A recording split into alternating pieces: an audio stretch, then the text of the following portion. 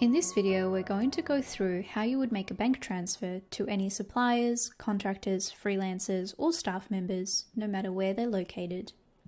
To get started, let's click on Transfers. From here, we'll navigate across all the way to New Transfer. On this screen, you may be presented with either one or two options.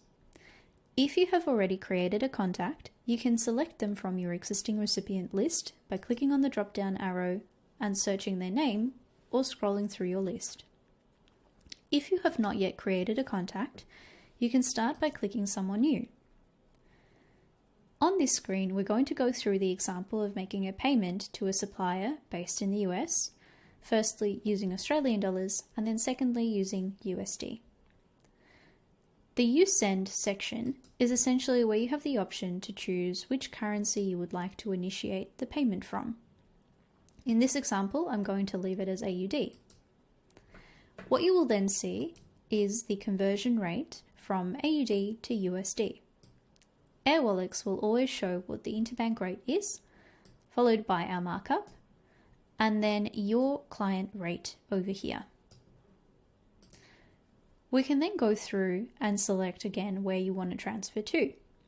Here it's already selected as USD, but if you wanted to change the country, you can simply scroll down or type in which region you would want to make the payment to.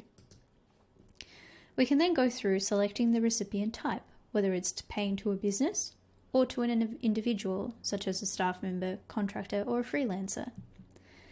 If you were to change to individual, Airwallex will dynamically update the transfer method. I'll switch back to business for this example. In the transfer method section, you would be able to select Change to view which other options are available to you to make a payment from Australia to the US.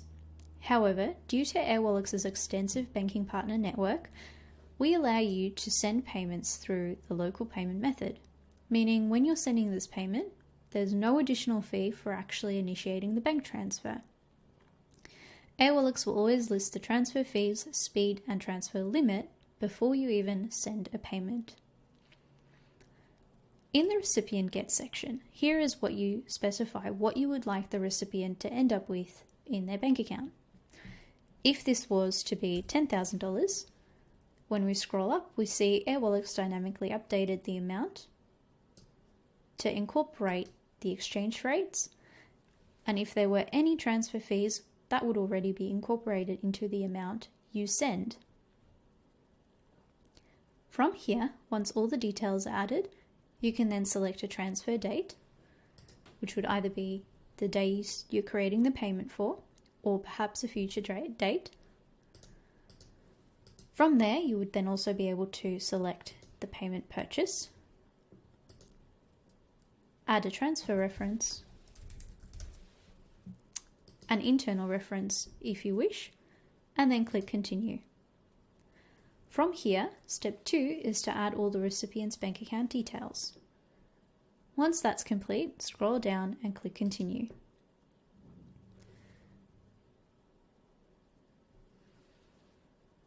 After you've clicked Continue, you'll be taken to step 3, which is the review page, where you'll be able to review all the details before submitting the payment. To go back to your dashboard, navigate to the X up the top and click into that.